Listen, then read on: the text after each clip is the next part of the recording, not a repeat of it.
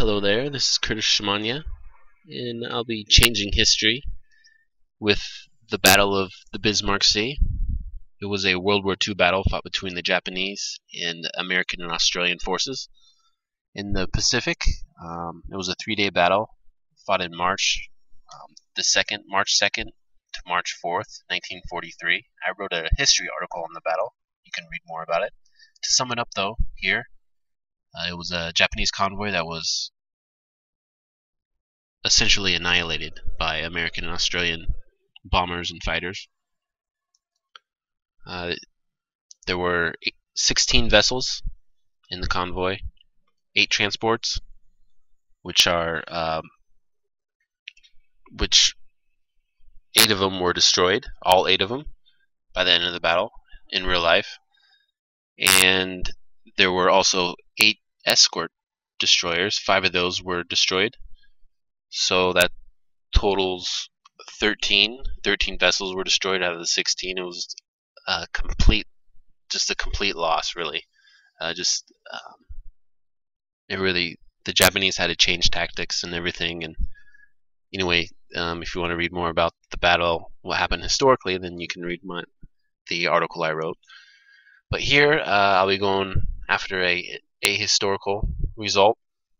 I'll be playing as the Japanese, and I want to have a successful voyage. They considered if at least 50% of the transports got through, it was a success. So that's 4 out of 8. So if 4 get through, if I have 4 still afloat by the end of the battle, then I would consider that a success. But I'm going to aim for much more than that. I'll be using HPS simulations, naval battles, Guadalcanal. Fantastic game.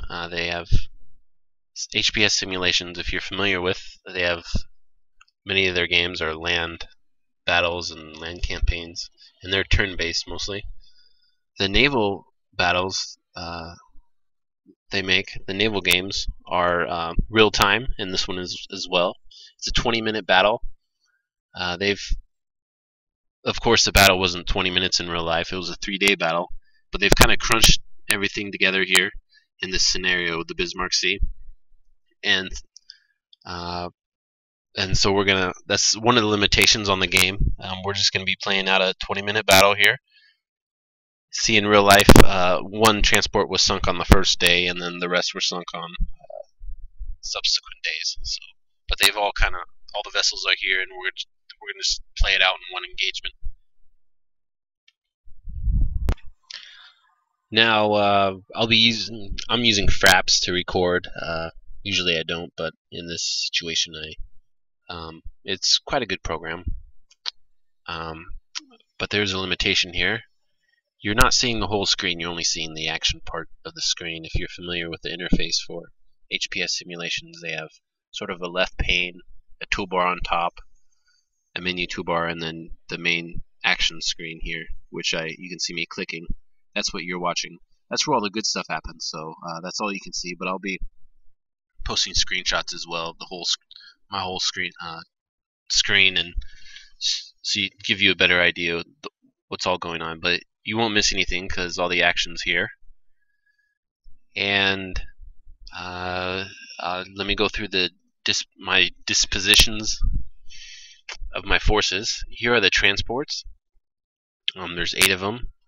You can see here they're in 2 columns. These are the 8 transports here. Then we have the 8 escort destroyers. And we also have air cover here. These are A6M3 Mitsubishi Zeros. Fantastic little plane. Very maneuverable, but very fragile as well. And I also have some more air forces over here. They're away from my convoy. I have Fog of War on, so I can't see my enemy. I'll be reacting as realistic as possible up until until I see the enemy forces, and then I'll react my own way of changing history. There's also 4 zeros down here. So that's 4, 3, 1, 2, 3, 4. That's 11 zeros total. So that's a decent air cover. But I know that my enemy is going to have many more planes than I. Bombers and a mixture of P-38, P-39, P-40s, I believe. We'll see. I don't know where they're going to approach, but I won't react until I see them. Basically, what I want to do here is I want to combine all my air forces. So I'm going to get these guys over these 3 and these 4 zeros down here, and they're, you can't see on the map, but they're quite away from my forces here. I'm going to zoom out. There we go. Here's the convoy with the 4 planes around it. There. Here's the 3 zeros down here, and here's the 4 down here. Basically, what I want to do is I want to bring all my air cover, concentrate them over my convoy as soon as possible. I will. I'm not gonna turn the convoy or anything like that. I don't want to venture that far off. I don't want to, use my knowledge that I know that an attack's coming to change before I see the enemy. When I see the enemy, though, what I plan to do is, it's probably not the best knowledge in real life, but what I'm going to do here is when I see the enemy, I'm going to have all my ships go off in different directions. All the transport ships, the troop transport ships, all 8 of them, they'll be going off in separate directions. I'll probably send them off like this or so. This way, the aircraft that comes to bomb them, will have to split up themselves, and hopefully the damage will be a lot less because my ships won't be concentrated.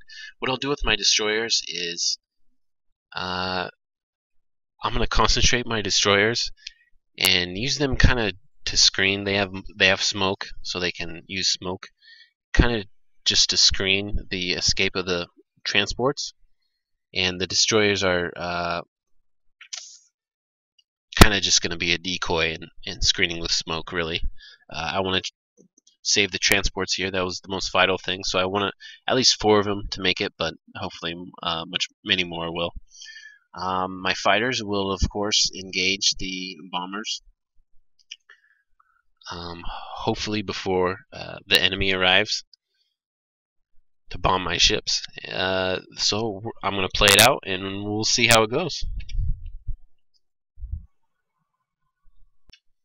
Okay, so now I'm going to make sure these aircraft here are arriving as soon as possible. Let's see here.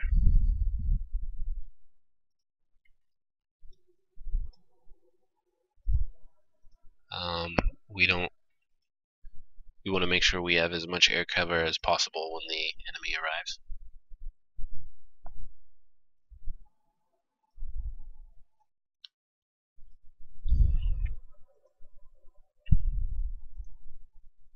Okay, now I'm going to start the mission. I'm going to send my destroyers ahead a little bit, off in different directions, just for better surveillance. So I kind of make a destroyer perimeter around my convoy. This will help. Now I'm not going to send all destroyers off.